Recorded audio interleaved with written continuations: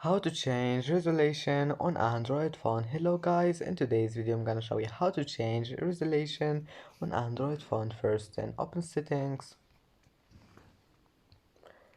and now just click this one, display and brightness, and scroll down again until you find here screen resolution. Click on it and as you see here you can make it low or high and you can just make it smart resolution, and that's it. It's easy. Just select low if you want to make it low, and that's it.